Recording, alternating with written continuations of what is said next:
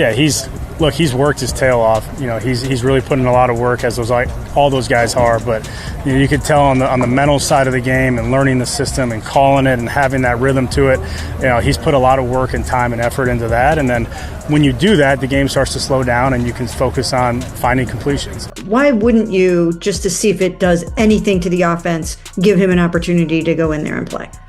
Yeah, obviously my focus is where we are right now, Mary Kay. That's not my focus. The only way Shedeur Sanders gets an opportunity in Cleveland to be the guy is if Kevin Stefanski gets fired. The Cleveland Browns have always lived under a cloud of expectation. Fans hoping, praying, dreaming that each season would finally be the one. But the last 8 games? Chaos, disappointment, frustration. Every mistake magnified, every misstep questioned. And yet, in the middle of this storm, a quiet but seismic shift began to take shape. Kevin Stefanski, the man entrusted with holding the Browns' future, was facing a dilemma no coach wants: leadership under fire, credibility slipping, and a roster losing faith. For months, the whispers grew louder. Social media erupted. Analysts dissected every snap, every sideline gesture, every press conference. And in the center of it all, a single name started rising: Shedeur Sanders.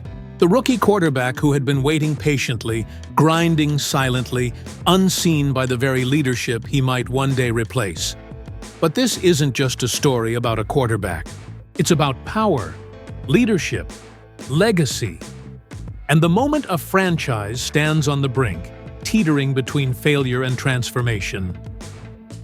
8 games in, the Browns' season was far from what anyone had hoped. The offense sputtered. Plays that should have been routine ended in chaos. Every drive felt like déjà vu. Another chance wasted, another opportunity lost. Kevin Stefanski, once praised for his calm, calculated approach, now appeared shackled. His play-calling stagnant, his decision-making questioned, his authority quietly undermined by circumstances he could no longer control. The quarterback carousel didn't help. Dillon Gabriel, a competent but unproven starter, struggled to maintain rhythm under pressure. Every missed throw, every misread, every sack chipped away at the locker room's confidence. And inside, tension was boiling. Players were frustrated, fans were furious, and the media smelled blood. Cleveland wasn't just losing games. It was losing belief in its coach, in its system, and in itself. Then came Tommy Reese, offensive coordinator, tactician, strategist, a man stepping into a role that required more than just calls on the field. He was handed a team in disarray, a quarterback situation teetering, and a city full of questions. But Reese didn't approach this as a caretaker. He didn't tiptoe around egos or wait for approval. He saw what Stefanski either couldn't or wouldn't. Shedeur Sanders was ready. Not someday, not maybe, now. In press conferences, in team meetings, on the practice field, Reese's belief was palpable. When he spoke about Sanders, it wasn't empty hype. It was conviction, measured, informed, relentless. The kid's putting in the work that separates the greats from the rest, Reese said. And it was clear. He wasn't just talking about plays. He was talking about mindset, preparation, and the rare kind of focus that turns potential into production. Shedeur Sanders had been waiting.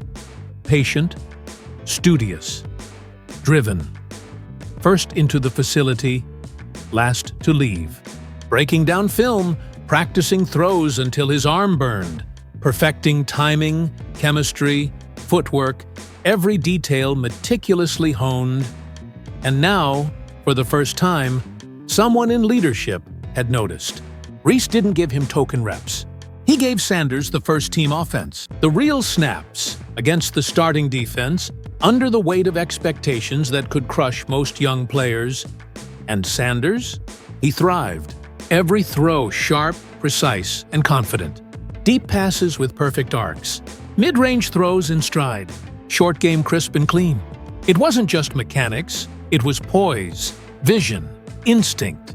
He was operating at a level where the game slowed, where windows opened before defenders even appeared. He was no longer learning, he was performing. The contrast couldn't have been starker.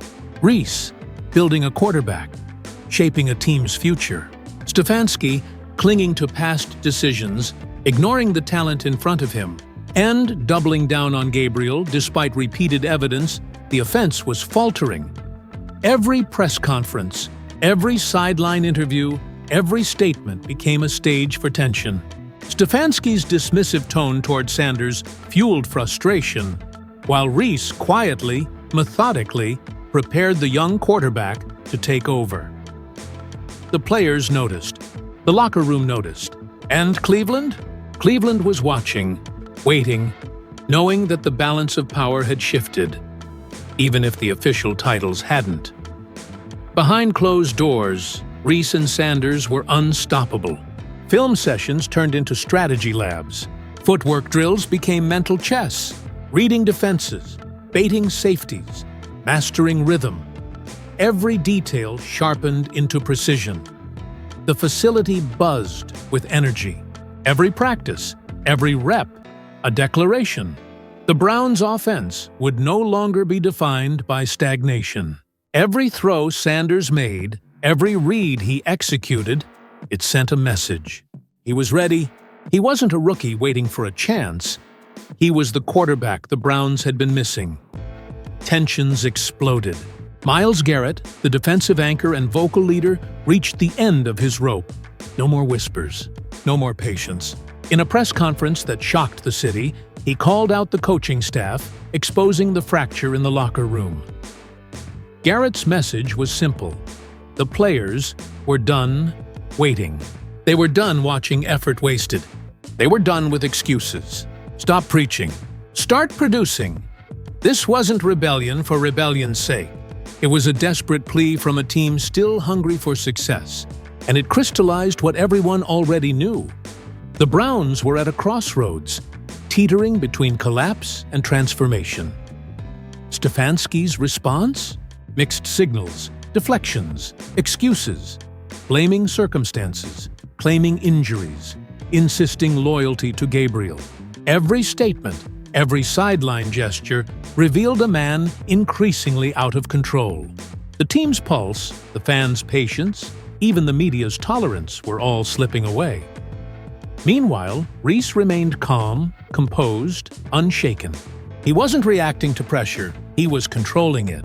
Every decision calculated, every move designed to maximize impact when the time came. And Sanders, guided by this steady hand, continued to grow. Shedeur Sanders wasn't just learning plays.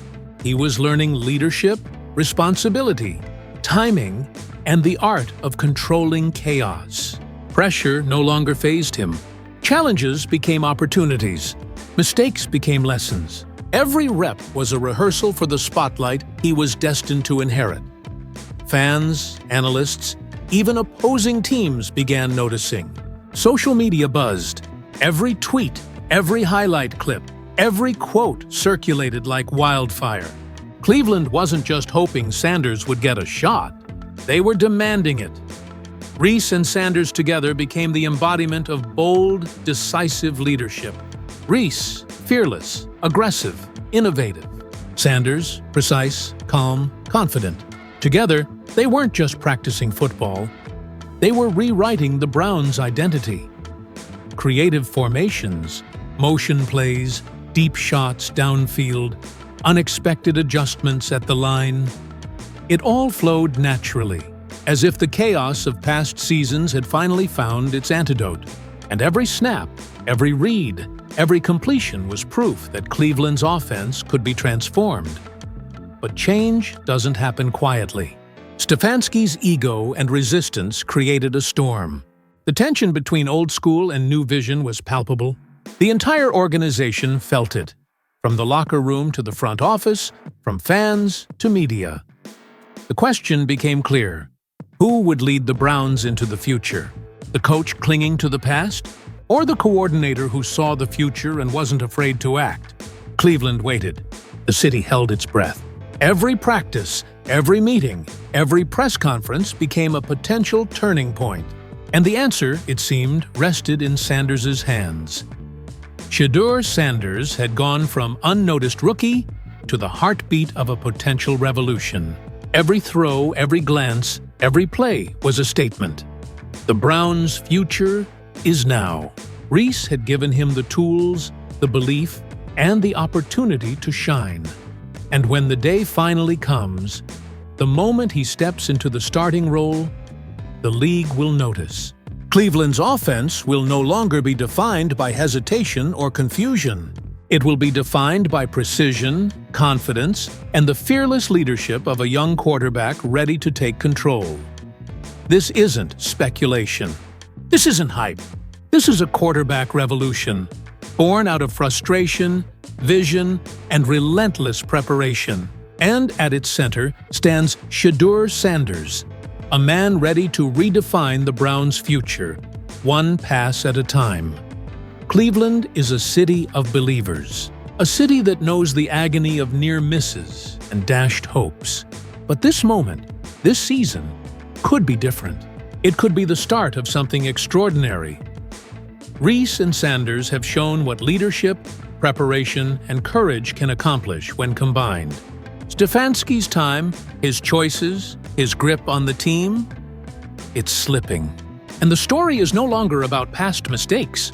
It's about a new era, a new quarterback, and a new chance for Cleveland to rise. The stage is set. The players are ready. The fans are watching.